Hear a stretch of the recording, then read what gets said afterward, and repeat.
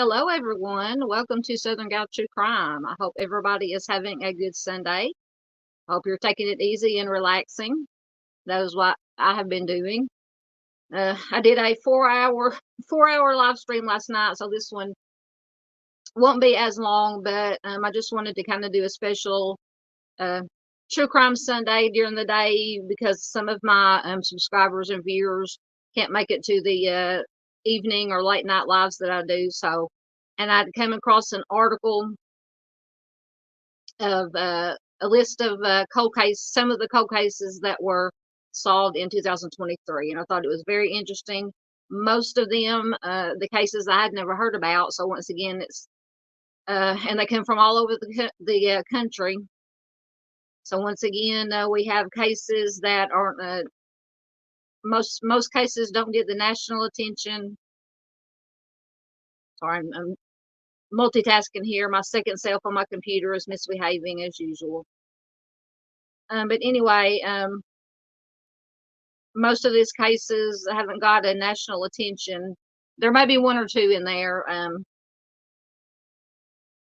that you guys may have heard of. But anyway, so I will be bringing you those cases. And I'm going to do it I'm going to do the presentation first. And then during the presentation, anybody here in the chat, I see I got a couple of people in here. So put any questions or comments in while I'm doing the presentation, and then I will get to everybody's comments and questions that anybody may have after I get done. And when you're putting a question or comment in, try to put the name of the person in the case. That way I'll know what case you're talking about, because I think there's maybe 8 or 9 cases we're going to just briefly talk about, a brief description. But I'm glad that everybody's here in chat, watching live. Anybody who's going to watch replay, if this is your first time here, welcome. I cover missing persons, cold cases, some current true crime in the news, and more. And like I said earlier, most of the cases that I feature on my channel, the missing persons and cold cases, are not the ones that get the national attention that they deserve. Sorry, my camera's bothering me. And not that I don't think that the cases that are getting all the attention aren't important. Absolutely, they're important. Those victims are important. But there's so many cases out there that don't get national attention or even local attention that they need. So that is what my channel is all about. So if that sounds like your cup of tea, I can get my banners to work. Oh, I might have to go out and do it manually. Anyway, I'll mess with that later. You please consider subscribing. Like, share, comment, all those things help small channels like mine. YouTube pushes it out to more people, and that is the whole point, is to get this information out to as many people as possible. I'm trying to get my second self back in here, and we'll say hi to some people if I can get it to work. Jocelyn is here. Hello, Miss Jocelyn. Good to see you here. I usually see Jocelyn's usually here in my late night lives, but it's good to see you here during the day. The OG is here. Hold on, wrong one. There it is. Michigan Wifey is here. Good to see you, Michigan Wifey. She is one of my OGs, been with me from the start before I even started doing live streams. She would watch my videos, like them, comment on them. So I appreciate Michigan Wifey. I appreciate everybody. Miss Marissa is here. Good to see you again after last night's marathon live stream. It's good to see everybody's awake. I slept until I literally didn't. The sun was literally coming up this morning when I went to sleep, because when I got done with my 4-hour live stream, Dave, our friend Dave, Al on the Prowl, was starting his very late night, early morning live stream. So I went over and spent some time with Dave in his live stream and his chat. And it was probably, and then with the time change, we lost an hour. So the sun was literally coming up when I finally shut the computer down and laid down and slept for a few hours. And my alarm went off at 10. I probably went to bed or laid down around 7 or 8 this morning. My alarm went off at 10. I turned it off, rolled over, and went back to sleep. And I think my cat Tigger ended up waking me up about 1 o'clock this afternoon. So I haven't been up too long. So I just kind of put this together in a hurry. But I hope you guys enjoy it or find it informative. So I think I'm caught up in comments. Like I said, during the presentation, pop any questions or comments in there, or if you're watching the replay, you can put them in the comment section and I will answer them. And we will get started. First, as always, we're going to get started with, I'll make this, oh, I do have it full screen. Never mind. See, I'm not awake yet. With a featured missing person, I always feature a missing person at the beginning of all my live streams and or videos. Once again, I'm still featuring Mr. Robert William Brown. He's a 77-year-old male missing from Texarkana, Arkansas. I'm very worried about this one. It's going on. He's been missing since February 29th. So it's been, what's today, the 10th? A week and a half, almost 2 weeks now. But he is a 77-year-old white male, 5'10", 175 pounds, with gray hair, blue eyes. And the picture you see there is what he was believed to be wearing when he disappeared. You can see there it's kind of like a camo, maybe a military issue style cap and that tan jacket. And it says Mr. Brown was last known to have been at a house. It doesn't say whether it was his house or somebody else's house. A house at the end of Private Road in Texarkana. So when it says Private Road, I live in the country, so that means it's in a very rural area, out in the middle of nowhere probably. And he might be wearing, like I said, the hat that's shown, and the hat and jacket that are shown in the photograph. And he is not believed to be driving a vehicle, so that means he is on foot. I believe it said he could possibly have Alzheimer's or dementia. So that's always very scary for anybody, but when you have an elderly person with Alzheimer's, dementia, and they're on foot, that just makes it even worse.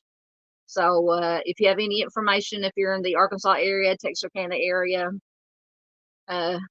southeastern Texas area, please contact the Miller County Sheriff's Office at 870-774-3001. So that is our missing person. So like I said, we're going to be talking about some cold cases that were solved in 2023 using DNA forensics, genetic genealogy. Anybody who's watched my channel long enough knows I'm all about that. Love the DNA and forensic side of these cold cases. And I just wanted to we're usually talking about unsolved cold cases, which are very important. They need to be out there. But every once in a while, I like to bring you some good news of some cold cases that have been solved. So I actually found this article. It is from foxnews.com, and Hopefully I won't forget to advance my slides while I'm doing this. It is from late December of 2023. And it says cold cases cracked in 2023, unsolved mysteries that found resolution this year, meaning 2023. I'll try to use my right hand. So the first one is Krista Martin. And this is one I had not heard about. And this was from 1989. All right, let me get down to the so this is 34-year-old case of homicide of Krista Martin, 20, in Kansas, was solved using advanced DNA technology.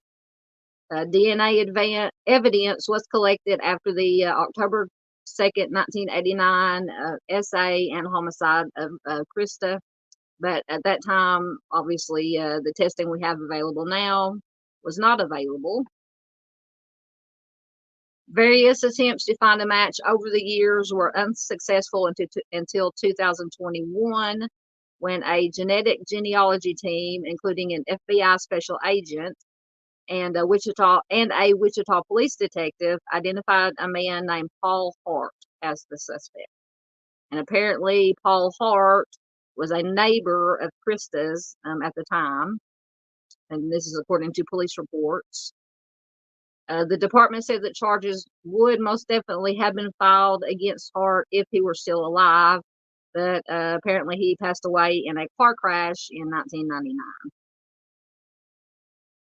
Ember Moore, who is Krista's niece, thanked the investigators who solved her aunt's homicide at a press conference. She said, quote, "On behalf of my family and myself, I would like to say thank you to the Wichita Cold Case Unit and the Wichita Homicide Department for all their hard work and dedication to Krista's case. I'm glad we can finally move forward and have peace, knowing that Krista's offender is not walking around free or among us." So it's always nice. Aside from the victim, I say this all the time. Aside from the victim, the victim's family and loved ones are the most important parts of these any case, cold or not. So it always warms my heart when these families of these victims can get some closure.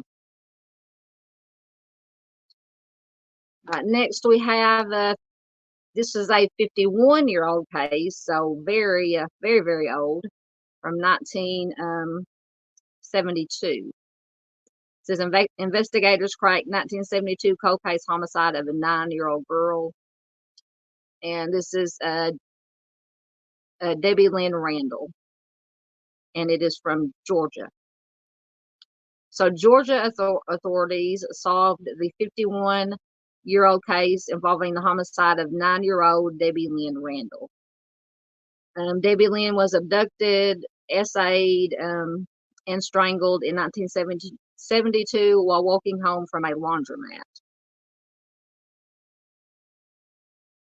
Authorities identified William Rose as a suspect in her homicide. Rose apparently took his own life 2 years after the crime. So I'm going to just, in my opinion, he took the coward's way out. And it's possible he could have other victims. Recent advances in genealogy technology played a crucial role in linking Rose to this crime after investigators obtained a familial DNA profile. Randall's brother, Melvin, spoke during a press conference announcing the conclusion of his sister's case. He says, quote, "I wish my mother was here, but I know she knows in heaven now that it is finally over. And we just want to say that we thank all of you for what you have done." He went on to say, "After a while, I blamed myself for it because I was her big brother and I battled with it for a while. But then I realized that there was nothing I could have done and it just happened and it wasn't my fault. I'm just grateful for the community." Absolutely. When you have especially older brothers with little sisters, their older brothers are very protective of little sisters. Now I'm the opposite. I'm the oldest. I have 2 younger brothers. So they were always very protective of me, and then of course I was protective of them. So you know, you do what you have to do to protect your family.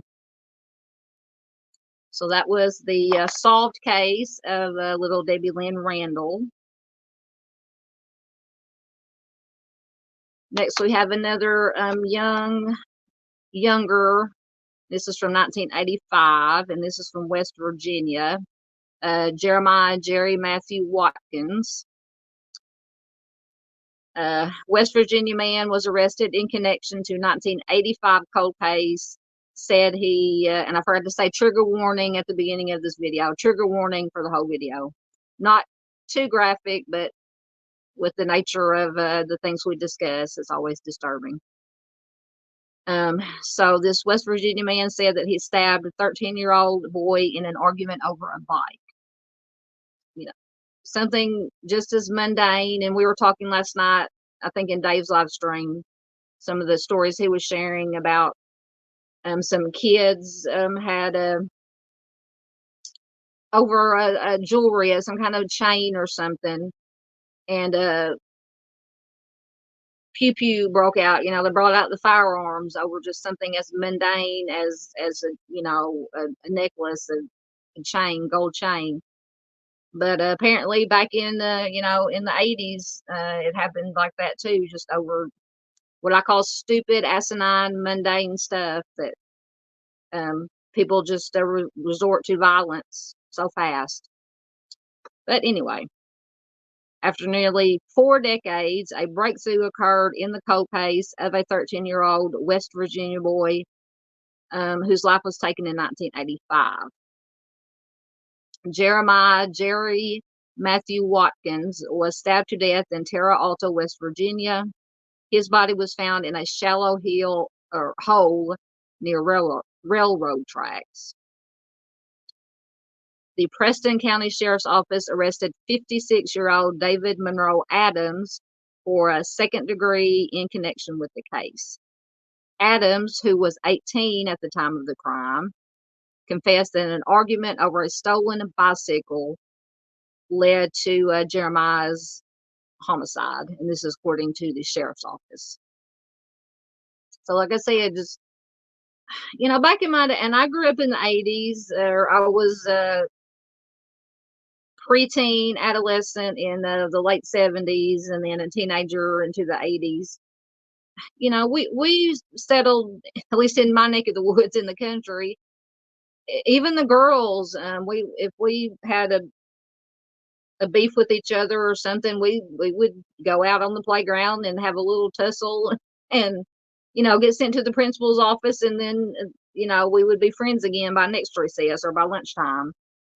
But unfortunately, like I said, not just today. I think, in my opinion, it's probably a little bit worse today. But apparently, even back in the 80s, they resulted or reverted to violence to solve things. So sad. All right, next we have Susan Marsha Rose. And this one is from Boston, Massachusetts. And it says, Oregon man confesses to, quote, brutal, ice-blooded homicide in Boston. A 44-year-old case involving the homicide of Susan Marsha Rose in Boston, Massachusetts, was solved this year in 2023. The case was brought to a conclusion when a 68-year-old John Michael Ermer walked into the Portland FBI field office in August, and he confessed. So this was one that was not solved by DNA or forensic. He actually confessed, which is very rare, in my opinion. Ermer said that he had fatally attacked Rose with a hammer after meeting her at a skating rink, and a DNA match linked him to the crime scene. So not only did they have his confession, they also matched his DNA. Suffolk County District Attorney Kevin Hayden's office said that Rose's family, after nearly 44 years, finally had answers after losing her at such a young age. This was a brutal, ice-blooded homicide made worse by the fact that a person was charged and tried and fortunately found not guilty. And they did not give this name of the person who was tried and found not guilty, but it was good that whoever it was found not guilty because he was not the real offender. While the real offender remains silent until now, the DA said in a statement. No matter how cold cases get, no matter how cold cases get resolved, it is always the answers that are important for those who have lived with grief and loss and have so many agonizing questions. Absolutely. That's all that these families of these cold case victims, all they want is answers if there are any to be had. Unfortunately, in a lot of these cases, the offenders either they don't say why they did it, or they're not on this world anymore and can't say even if they wanted to. But in my opinion, and I think it's like Mr. Steve said from True Crime Web, everybody always wants to know why. Why do these offenders, whether they be serial offenders or one-off offenders, why do they do it? Because they enjoy it. It's fun to them. It's unfortunately that's what it usually comes down to. They get some kind of enjoyment out of it, and that's what makes these, especially serial offenders, so much more horrifying and dangerous. Is they just do it just because they like it. All right, now I have heard of this one. I think I included this one in, it's been a while back in one of my live streams or videos, but this is the Lady of the Dunes case. And it is 49 years old, 49 years old. The Lady of the Dunes was identified as Ruth Marie Terry, and she was found deceased in 1974. The 49-year-old case of the Lady of the Dunes was solved, revealing that Ruth Marie Terry, a 37-year-old Tennessee native, her life was taken by her late husband. Terry's nearly decapitated body was discovered in the sand dunes of Provincetown, Massachusetts. I actually went to Provincetown this past summer, or the summer before, or the fall before, on my last trip I took. But anyway, beautiful part of the country. The case remained unsolved for decades until genetic genealogy testing at a Texas-based forensics lab positively identified Ruth Marie. Guy Rockwell Moldavan, the man linked to the homicide, he passed away in 2002, according to authorities. So another one that passed away before he could be put on trial and be brought to justice, but he's facing his own justice in wherever he might be. So the family got closure in that. And if I remember correctly, it doesn't say in this article, but I think in an article that I'd read about this case, that maybe, I don't think it said the son or some kind of kin had suspected that the Lady of the Dunes might be their mother, grandmother, and had submitted their DNA either through one of the public databases or just went to the authorities and say, hey, I think this might be my mother. And I think that's how where they got the DNA from. Now, I'm not 100% on that, but I think that is what I read. All right, next we have Vicki Johnson. She was just 34 years old, a mother of three. When she was found strangled, suffocated, this is a bad one, and definite trigger warning on this one. She was found strangled, suffocated, and set on fire. And this is from 1991 from Northern California. So California police solved this 32-year-old case with DNA found under the victim's fingernails. Northern California police solved a 32-year-old case bringing closure to the family of Vicki Johnson, whose life was taken in 1991. Johnson's case gained attention after her body was found near a playground in Seaside's Sabato Park, having been suffocated with sand, bitten, strangled, and set on fire. I cannot imagine. DNA found under her fingernails led to a match, identifying the offender as Frank Lewis McClure, who was a Seaside resident and ex-convict who also he had passed away in 2021. Johnson's son, Orlando Johnson, who is now a 34-year-old NBA basketball player. I've actually heard of Orlando Johnson, and I don't watch a lot of basketball. But at any rate, he has honored his late mother's memory throughout his basketball career. He has shared photos on social media, including one on Mother's Day and his mother's birthday. He wrote, quote, "Looking forward to having one of our heart-to-hearts and bringing you some flowers when I'm back. Your boys love and miss you. Your family is always thinking about you and missing you." Just brings tears to my eyes. Happy tears for the families of the victims. They get closure. So, all right. Next, we have Carol Sue Klaber, and I think I had heard a little bit about this and done a deep dive research into it. But this is from Kentucky. She was only 16 when she lost her life in 1976. And this is from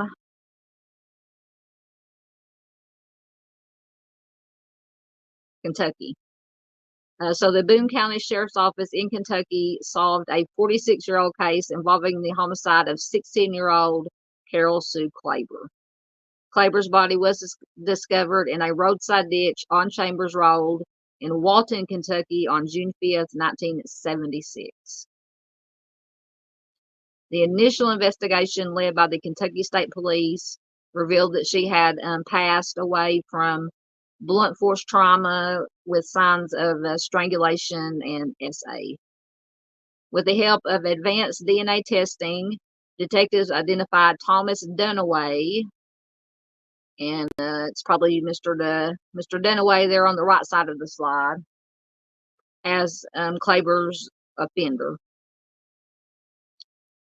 Carol Sue was 19 when her life was taken by Klaber. He passed away at the age of 33 after building up, they say, a lengthy criminal history, authorities said. So I'm wondering if what kind of other criminal history he had, if it was other homicides or something else. But at any rate, he is no longer of this world and can't hurt anybody else, which is always a good thing. Next, we have Laura Kempton. This is from New Hampshire from 1981. And it says New Hampshire woman's 1981 homicide solved with, once again, DNA evidence. Law enforcement officials in New Hampshire solved a cold case dating back more than 4 decades, so 40 years, utilizing DNA analysis and forensic genealogy technology. The victim, 23-year-old Laura Kempton, was found deceased in her apartment in September of 1981. Laura, a Portsmouth beauty school student who worked at a gift shop and ice cream parlor, was last seen earlier that morning returning alone to her apartment after a night out with friends, according to police.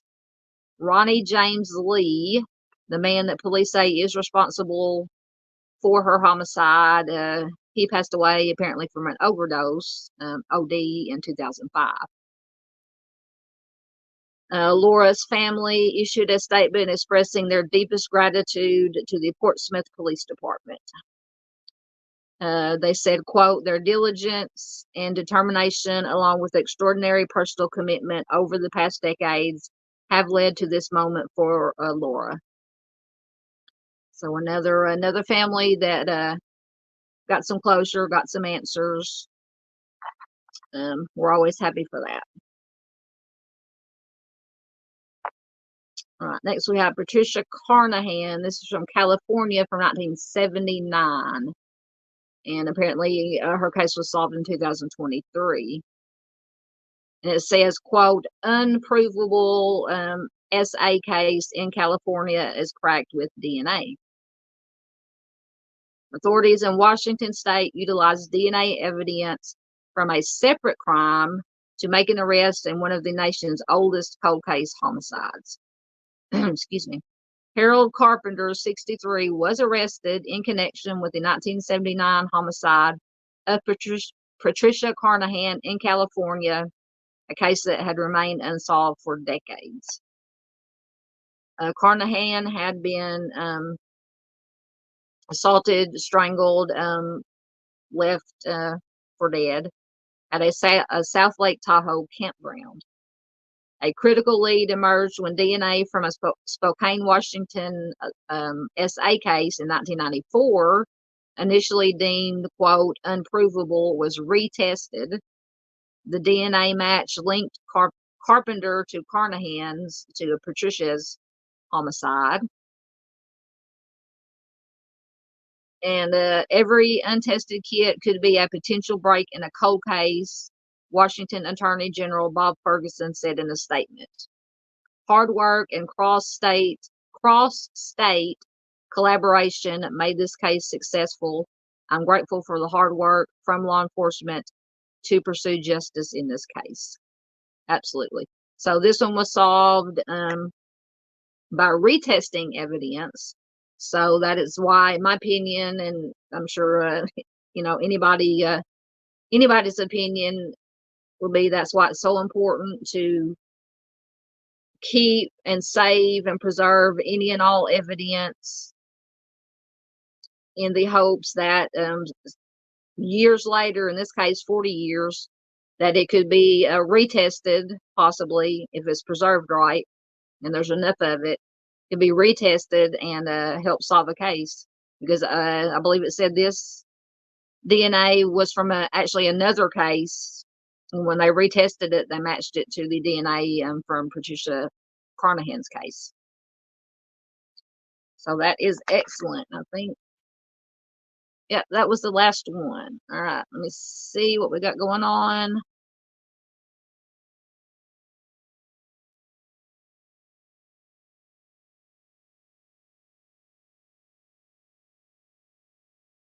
Yeah, Marissa said good morning, everyone from Brisbane, Australia. I hope everything is well in Australia. Yep, I saw that, Jocelyn. Jocelyn says, I'm heading out. Chris has a members live in a few minutes. Have a great rest of your show. I'll stop by, stop back if I can. Yep. Absolutely, Jocelyn. You can watch replay. Yeah, I noticed just right after I scheduled my live to start at 4:30, I noticed he was going to have a live, a members only live. So I'm gonna have to be on replay crew on that one. But thank you for stopping in. Very much appreciated.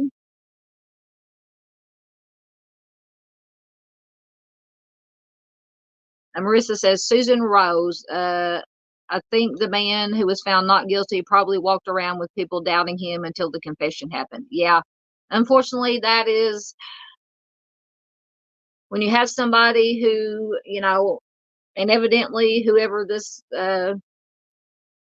man was, that they had enough evidence, or maybe not evidence, but enough probable cause to arrest and send it to the DA or the grand jury, however that works, and they decided to indict him. But thankfully, he was found not guilty, because it turned out that he was not the real offender, and the real offender was caught. But yeah, that unfortunately, that does happen a lot in these cases, unfortunately. Michigan wife is just here listening. That's good. I made it through those fast. I think I might, if I can get my since we're only 35 in, I'll try to make it an even hour. Or you guys, anybody left, you can throw some more questions or comments in there. But if I can get it to share, if I still have it in my bookmarks. Speaking of cold cases, this is an unsolved one. The Stephen Earl Craft case. I'll see if I can screen share it. So if not, I'll just leave this up here and read it to you. Sure, it's coming up first. Get me a little drink. I hope everybody's Sunday is going well. The weather, I haven't been outside, but the sun is shining. I may have to go take a walk outside and see what the temperature is like. I know the heat has been coming on, so it may be a little bit chilly out there right now. But I hope everybody's weather is doing well. Marissa says, Patricia Carnahan, they really need to use these old cases to get the legal precedents before trying to go ahead on the newer cases. Absolutely. I agree. I agree. There's always something to be learned from history, from past cases, or in all facets, in my opinion, in all facets of life. Okay, come up. All facets of life, you can either learn from history or you're doomed to repeat it. So hopefully we can learn. All right, let me see if it will.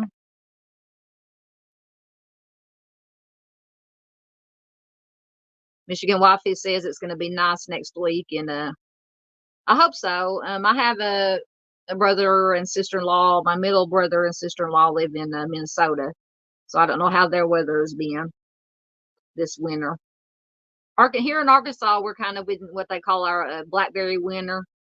The days are nice, usually up in the 60s, but then the nights are down in the 30s. So you want to open the windows during the day to get that nice, cool, fresh air in, but then at night you have to close it down and turn the heat on.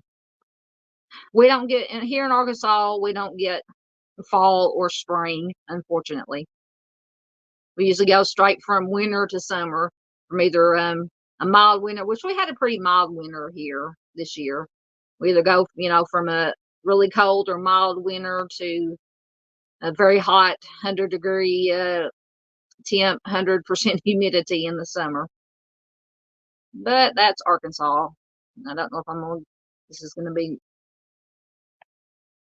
trying to get it to work, guys. If not, like I said, I'll just throw my logo up there, or my thing back up there, and put that so I can read when I am. So present, share screen, do that, share, see if it comes up. It's working slowly but surely. So this is from clickondetroit.com. There it goes. And it is from February, what's newer than February 15th of this year. So boy last seen walking dogs in Michigan neighborhood still missing 23 years later. FBI continues to investigate the Stephen Craft case. And I don't know if the pictures will come up. Sometimes it takes the pictures a little while to load. So a 12-year-old boy who had vanished more than 20 years ago while walking his dog in his Berrien County neighborhood is still missing. Stephen Earl Craft Jr. was last seen near his home in an area of Benton Harbor, Michigan. So Michigan Wifey, you may probably have heard this case. Called Benton Heights on February 15, 2001. He was last seen with his two dogs between 7 and 8 p.m. The two dogs were located later, but Stephen was never found. The FBI featured Craft's case on its Inside the FBI podcast last year. In the podcast, sorry, my screen is jumping. In the podcast, Craft was described as a, quote, rough and tumble kind of kid who was used to roaming around his neighborhood. Special Agent Tricia Kovac from the FBI's Detroit field office has been working on this case. She described the neighborhood as a type where everyone knew each other. Sounds like Not the neighborhood I'm from, but the town I'm from, very small, less than 2,000 people. Everybody knows everybody, which means everybody knows everybody's business, which sometimes that's not a good thing. But it's good in the sense that everybody knows everybody. If a stranger or a strange vehicle is seen in town or anybody looking suspicious, because the town I'm in is very close to Interstate 40. So anybody could come off the interstate with nefarious intentions. But anyway, back to the case. It says they were very close, very social. He knew a lot of people. He had a lot of relatives. So he would go door to door down his street. They lived on a dead end street off of kind of a well traveled highway. He would just stop by people's houses, get something to eat, hang out with family or friends. That sounds just like the little town I live in. So Stephen was well known in the area, Kovacs said. The night that he vanished, Kraft was supposed to play with a friend down the street while his mother prepared dinner. He took his 2 dogs with him. He was expected back home around 8 p.m. When his parents realized he was missing, they went around the neighborhood asking if anybody had seen Stephen. At 1 a.m., they contacted police to report him missing, and a few days later, the FBI joined the investigation. The FBI questioned neighbors and investigators, searched ponds and small lakes. One of the dogs did return home after a few days, and the second dog was later found several blocks away. That doesn't say whether the second dog was still alive when they found it, but I'm assuming, hopefully, it was. The FBI still considers this an active case. Both of Stephen's parents, unfortunately, passed away shortly after the 20-year anniversary of his disappearance. The house that he grew up in has since been torn down, and an airport was built in that area. Stephen was last known to be wearing a blue-green Charlotte Hornets basketball team jacket, a tan and white striped t-shirt, tan parachute pants, and black boots. And if he were alive today, he will be 35 years old. He does have ties to Milwaukee, Wisconsin, and Lexington, Kentucky. So he had sandy brown hair, green eyes. At the time of his disappearance, 5'2", around 100 pounds. So anyone with information about this case can contact the Benton Township Police Department at 1-269-926-8221 or Crime Stoppers at 1-800-342-7867 or a Crimes Against Children investigator at their local FBI office. So you can call any of those numbers or your local FBI office. If you're in the Michigan area or said he had possible ties to Milwaukee, Wisconsin, or Lexington, Kentucky. But if you have any information, please call it in. As Dandelion always says, if you see something, say something. If you know something, say something. Because this is one I had Stephen Earl Kraft. I definitely heard of this case. All right. Let's see what we got going on in comments.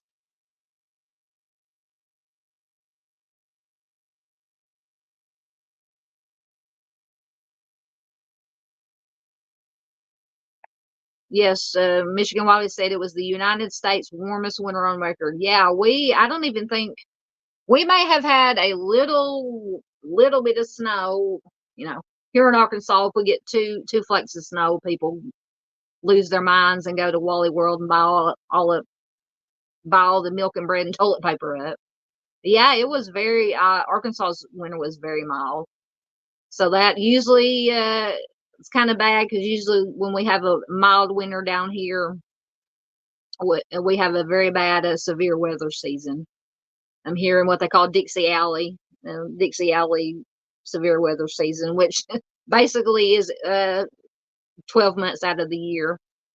There have been years when we've gotten more tornadoes in the wintertime in November, December, January than we do in the springtime or in the fall. Our normal tornado severe weather seasons. And when I was a kid, there was more than one Christmas or Christmas Eve that we spent in the the storm shelter, because tornadoes were popping around. So Santa had to be very careful in his sleigh. Marissa, who's in Australia, said our days are still sitting at 86 and nights are 68. That sounds perfect to me. 86 is not bad for Arkansas. 86 would not be bad, because, like I said, when full on summertime hits here in Arkansas, it'll be 100-degree temp with 100% humidity. You go outside and you just can't breathe because the air is so heavy.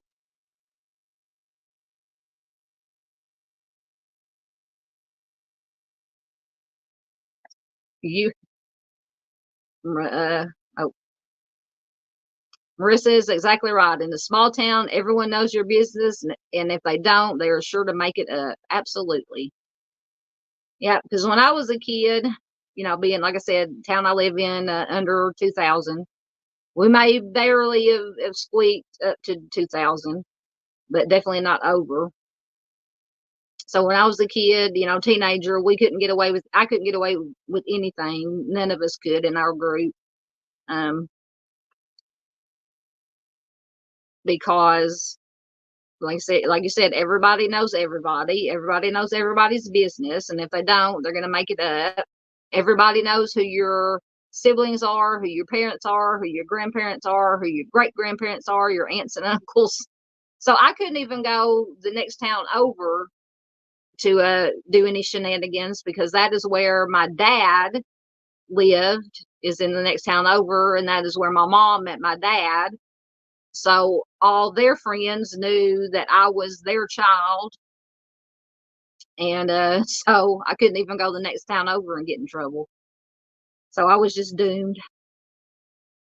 But I managed to sneak it. In my younger, wilder days, I managed to sneak around and just a normal teenage stuff.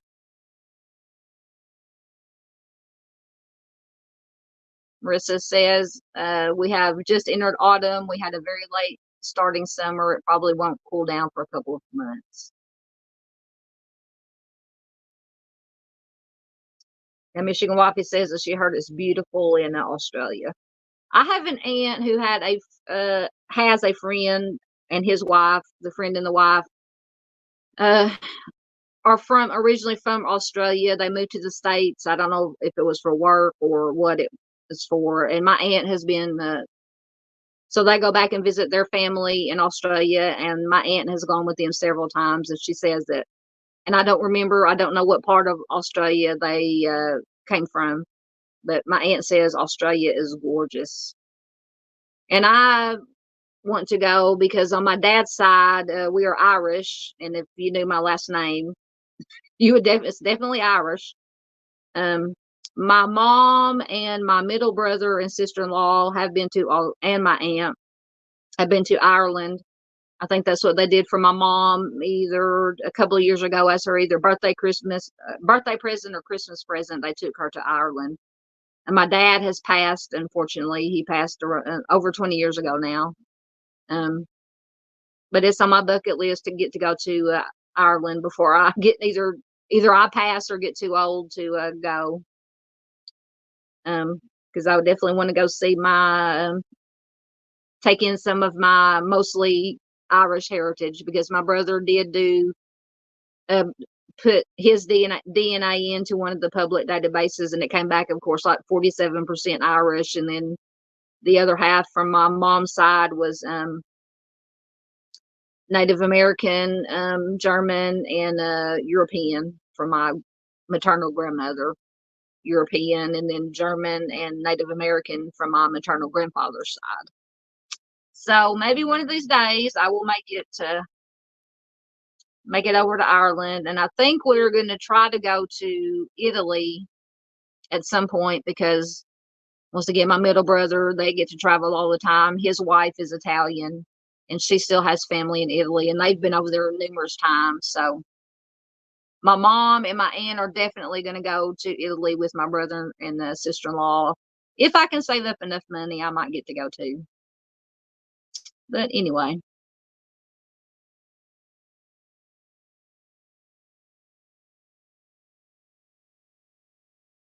Yeah, Marissa says, most parts are lovely, but other parts are very plain. Yeah, that's going to be anywhere, you know.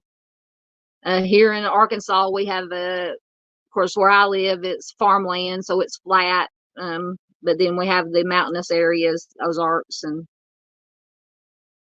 that are very beautiful.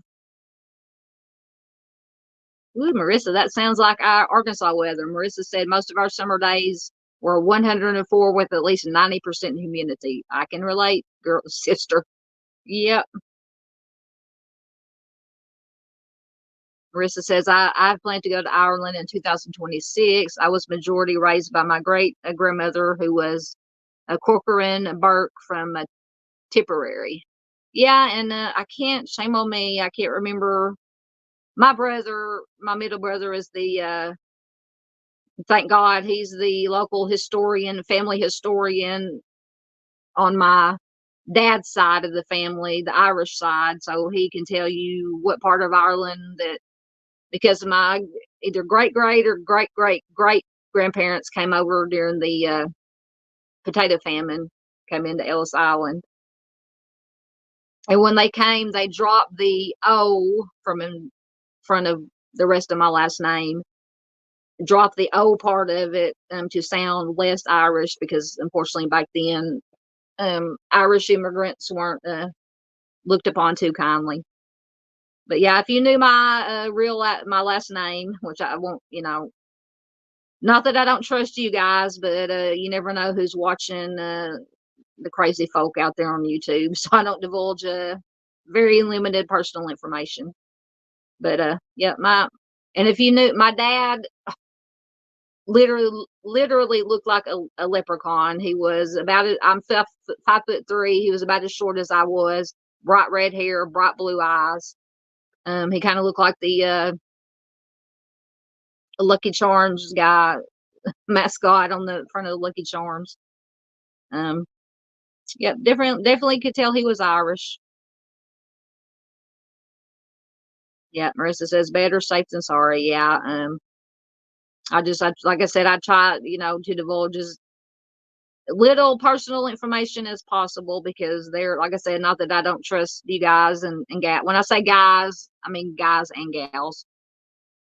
You know, that I know from here, but you never know. There are crazies everywhere on all social media platforms and on here on YouTube, that you can't be too safe these days. Um, so yes, ma'am, better safe than sorry. All right. If y'all have any last comments to stick in, I'm gonna go through my shameless plugging. Thank you everybody that was here. Marissa, Michigan Wifey, Jocelyn popped in. Anybody who was lurking, anybody who was watching replay, thank you for watching. If you found this content interesting, informative, please consider subscribing. Like, share, comment. All those things help us. Small channels like mine. YouTube pushes it out more, and it gets this very important information that I usually share, missing persons and unsolved cold cases, out to as many people as possible, as the whole goal of my channel. You can find me on Facebook. I have a Facebook group and a Facebook page. Excuse me. My Coke apparently is not agreeing with me. I do put stuff in the group and on the page that I do not put on YouTube, so you get extra content. So definitely check it out. If you ever want to take a break from us true crime, I do have a second channel called Southern Gal Ramblings. I got to get over there and get some more content posted on it. We have discussed maybe once a month or once every other Saturday or so, going over and doing live stream, late night live stream on the second channel, where we can not discuss true crime, and we can discuss anything and everything, music, movies, paranormal, UFO, because I'm into that weird, creepy stuff too. A little looser format. We can loosen up a little bit, take a break from the true crime, have some fun. So please consider heading over to Southern Gal Ramblings and subscribing. If you ever have any questions or comments, you can email me. If you have a case that is near and dear to your heart, you might have known the victim, it might have happened in your hometown, your home state, or a case you've just heard about that you think and more attention needs to be brought to it, email it to me. The victim's name, the state it happened in, any information you might have, I will do my research on it, and I will feature it here on my baby channel, as I call it. It could be a missing person case, it could be a homicide case, any kind of case, and I will feature it. If you would like to help support the channel and the search for the missing, I have a Buy Me a Coffee account. I have a PayPal Me, Venmo, Southern Gal True Crime merch. All those links can be found in the description box of I think I put everything in the description box for the live stream. It can also be found in the About section of my channel. So I think that is all my shameless plugging. Got that out of the way. Oh, I'm pushing the wrong buttons. Thank you. Michigan Wifey said thank you and have a good rest of your day, y'all. You too, Michigan Wifey. Have a good day. Also, Marissa, you have a great day too. Everybody who was here, like I said, everybody that was lurking, everybody watch. I hope everybody's day is wonderful. I hope your week is wonderful. Sorry, I'm multitasking, getting my outros ready. Everybody, oh, that's not what I want. Everybody, take care of yourselves. Be safe out there. Take care of your fellow human being. That's the most important thing we can do, is take care of each other. Until next time, tomorrow I will either have a video premiere or live stream of my Missing Person Monday episode. So I will see you at some point tomorrow. Love you guys. Bye.